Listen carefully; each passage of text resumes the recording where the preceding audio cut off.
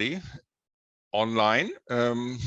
Unfortunately, I can't see you, but I'm happy to talk about something on hematopoietic stem cell transplantation in adulthood leukodystrophies. So I would like to start with some more general aspects of this treatment. Let me see how I can make this. Yes, okay.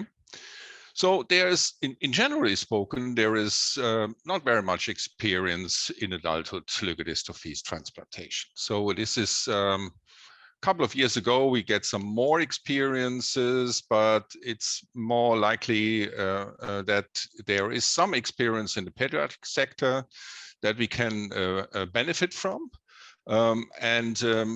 I must say also some of the leukodystrophy are less frequent in adulthood, so experience cannot be so big. So there is also some other problems coming with the adulthood leukodystrophies. For example, the disease comorbidities when people get older, generally spoken, but also in relation to the disease itself. So this may also reduce the benefit risk ratio in some of these patients. We also have some more problems with donors, alternative donors. So for example, cord bloods we think are not so beneficial in adulthood than maybe in childhood.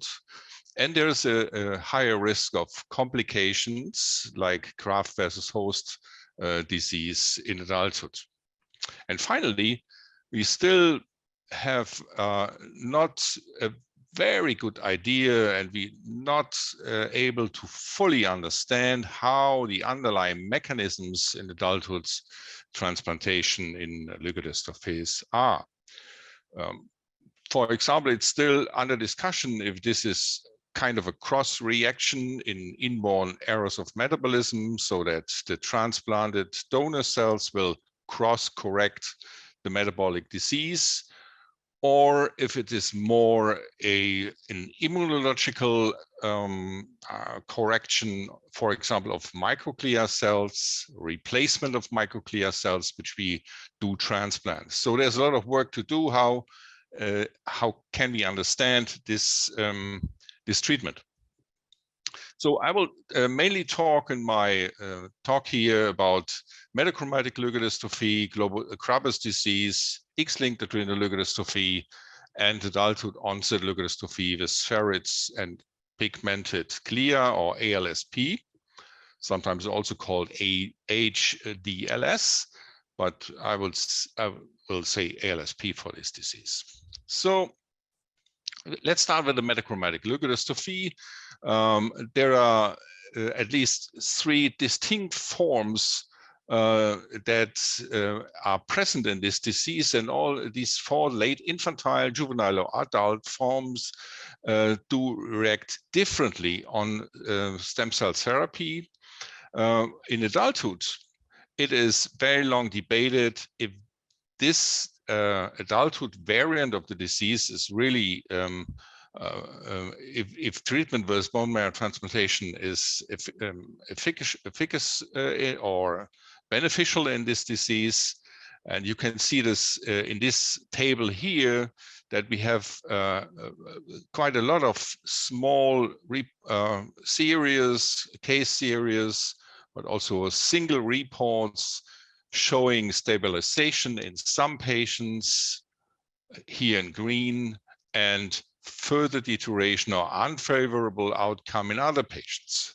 So it's very hard to compare all these patients, to have a common result from all these patients, because they're all different from their baseline status before they enter this treatment, but also the treatment itself in terms of condition and regimen, or the treatment, what is the donor, the cell donor for this treatment, they are different. So this is very hard to compare. There are some recent reports they most interestingly show compared to siblings in the same family that are not transplanted and that all progressed very rapidly, a kind of stabilization.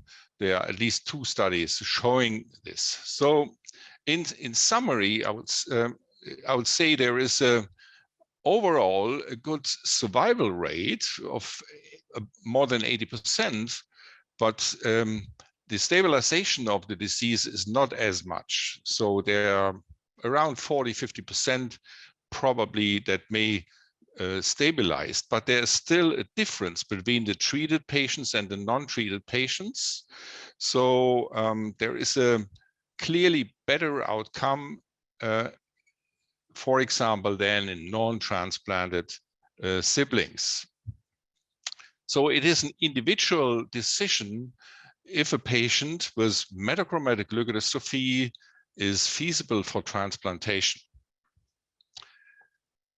While in Krabbe's disease, situation is even worse because this is even a more rare disease than MLD. And in adulthood, we have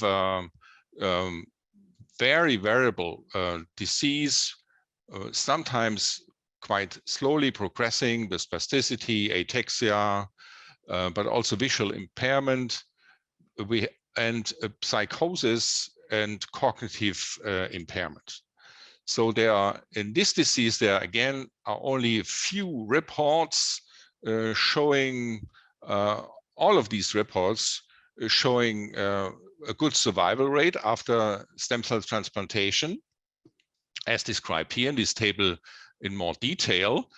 And most reported patients, but I can only refer to reported patients, show some stabilization, or in some cases even a little bit of improvement in those patients who survived this treatment. We also had some minor experience with this disease, also in a patient with a 19-year-old patient who stabilized after bone marrow transplantation long term. So this again could be an individual decision if a patient with this disease is able for transplantation or feasible for transplantation. Experience with adulthood onset leukodystrophy with spheroids and pigmented glia is very recent. So there are currently 11 patients reported with this disease in the literature, and we also have some experience in 2 patients with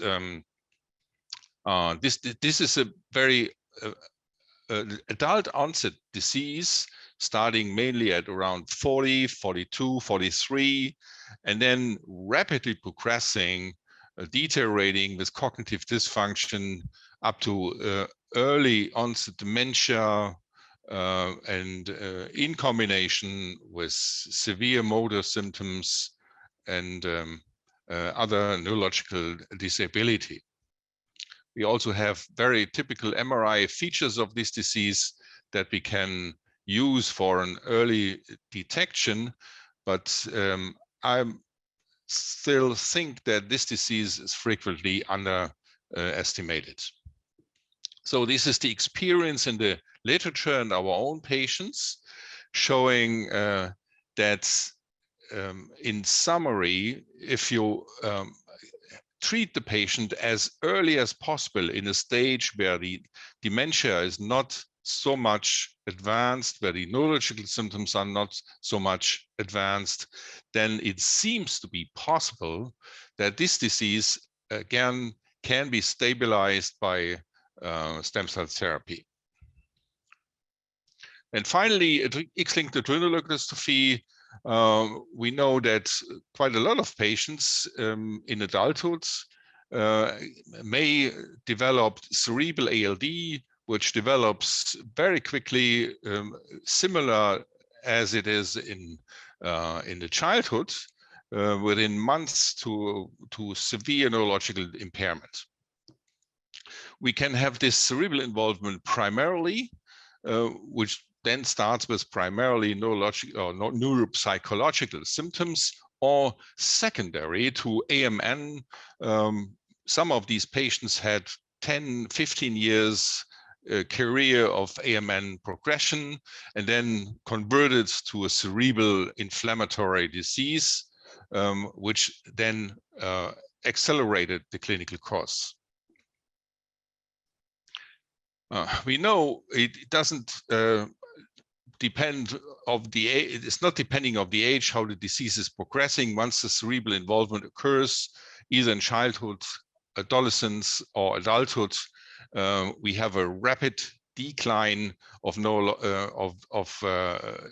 with severe impairment and early death within 2 or 3 years, which can be halted in childhood, as we know for quite a long time.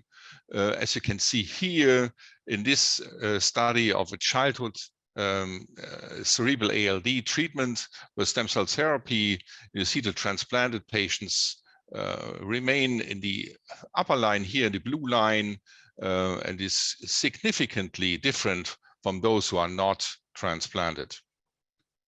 So we have the same experience in our centers. What you can see here is a survival rate of about 80% in our cohort in the first 32 patients. But you also can see that it may depend, the outcome may depend from several conditions. For example, if you have a matched family donor, the outcome is clearly better than a matched unrelated donor. So the donor is important, but also the clinical situation before treatment is important, and the MRI seems to be important. So if you have a classical MRI pattern, Pareto-occipital involvement, and a matched family donor, the outcome is very good compared to other conditions where you don't have a favorable MRI, in this case a frontal involvement, or even a cerebellar involvement, or involvement of corticospinal tract with contrast enhancement of the corticospinal tract. These are conditions that really gives you a prognostic factor of the outcome after stem cell therapy. So we were wondering if this also is possible to treat adults with cerebral involvement. And about 5 years ago, we started this international survey here in 14 patients from 4 European centers, treatment centers. And what we could see here, that there is in this study a 60% survival rate. So it seems to be possible that patients with this treatment in adulthood as well are survivors, which is not the case without treatment. But we also saw that this is also dependent from the status, before treatment. So patients with already severe neurological symptoms with an EDSS over 6 are worse, clearly worse than those without these severe neurological symptoms, for example.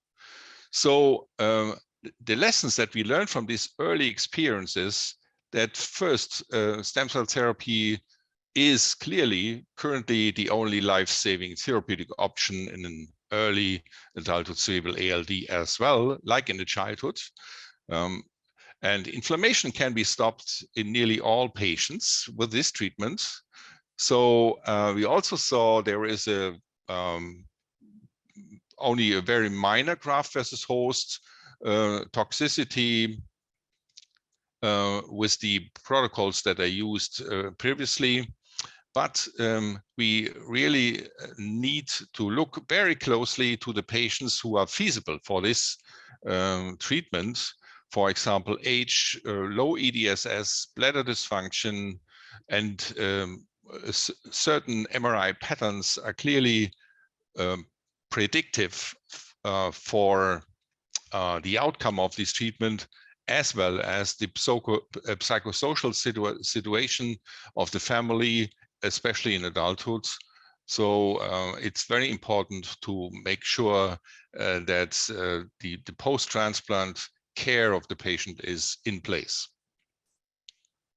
So we go further, we learn from these experiences in our own center, and these are data on the first 15 patients in our center, which again showed that it may be very important how the patient starts with this treatment.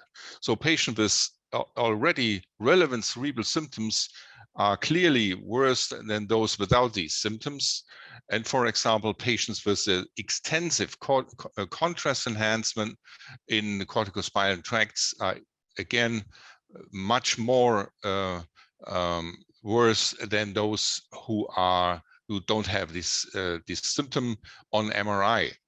Maybe there is there's a hypothesis that if the whole tract is involved with inflammation, there is a more rapid progression in the adjacent white matter from these tracts, from these inflamed tracts, versus a less extension of the progression if it's only in the corpus callosum. So from this first experience in the first 15 patients, we learned that there is an early neurological problem may occur in many of the patients. And we also learned that these problems may sometimes be only transient. For example, we had quite a lot of patients with transient motor deterioration, with transient bladder dysfunction, or transient cognitive deterioration, which improved after some months, up to 1 year. And so the outcome is really important to look at 1 year after the treatment. Then you can really say if this outcome is beneficial, yes or no. And if you do so in the surviving patients, 11 of the 15 patients survived this treatment, then we see a stabilization in most patients, both in motor symptoms, but also in cognition. Some even slightly improved in both in motor and in cognition, and only a few patients deteriorated further. So, but still, we clearly see that the start of the treatment is extremely important. So patients with already cerebral symptoms at the time of transplantation have a clearly worse outcome than those who don't have this.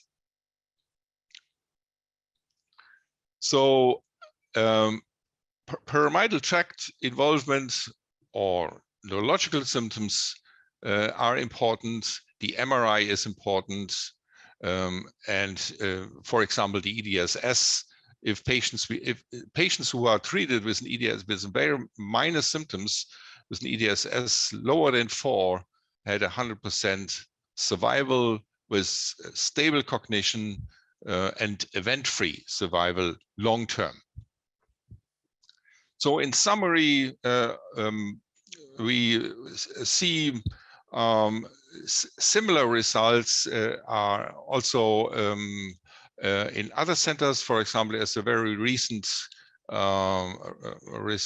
study from Japan showing also a very good outcome with MRI stabilization and neurological stabilization in 12 additional patients.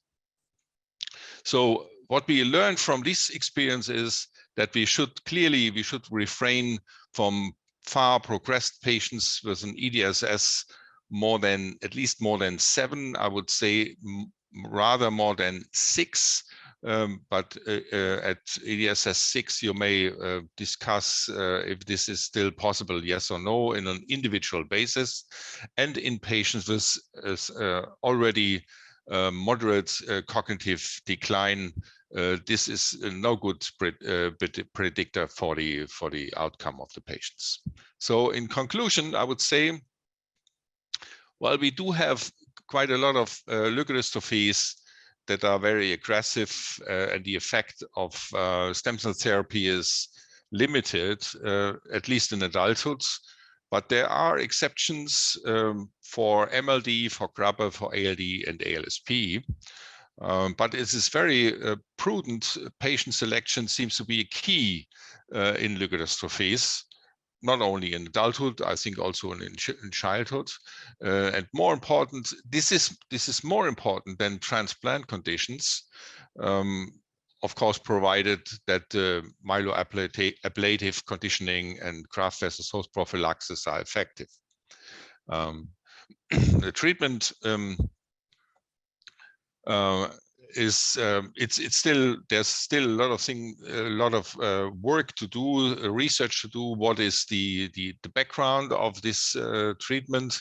So we need to understand more in detail how this treatment really works. In ALD, allogeneic stem cell therapy is an effective treatment option for patients with adulthood cerebral ALD. There's an overall survival probability of about 75 to 80%, which is very close to that what we see in childhood. And we think that in this disease, the transplantation of immunocompetent macrophages is the key to understand how this treatment is working to stop the cerebral inflammation. But we need really to select patients very carefully.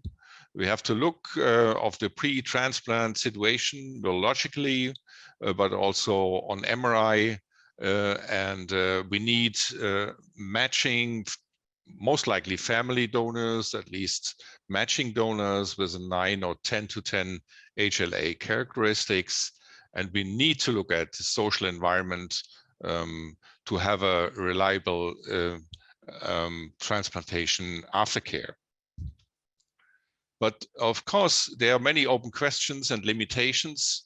Currently, we have only monocentrical experience, so more multicentral experience is needed. And I'm happy to announce that there will be a kind of a registry for adulthood patients. So we learn more from this registry if we pool the data from other centers as well. We need to know about what is the right point of time when we can do this treatment. We need more information from the natural history of this disease. We need more information about long-term progression after transplantation. Do these patients get AMN, yes or no?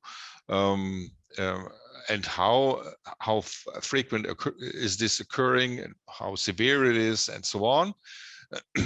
So we need more information about predictive patterns, conditioning, and how to reduce morbidity infrastructure-wise, or also in comparison to the gene therapy, which is not yet available for adults. So what we need also is a common treatment protocol, at least a protocol that is comparable internationally, so that we can use this data for our future experience in this disease. Thank you very much for the attention, for your attention. And I also want to acknowledge my colleagues here from the pediatrics department and the adult stem cell program, as well as from the neuropediatrics, and as want to very much thank to the patients who contributed to this experience, and the various patient organizations, for example, the Myelin Project and ELA International, who supported many of these projects. Thank you very much.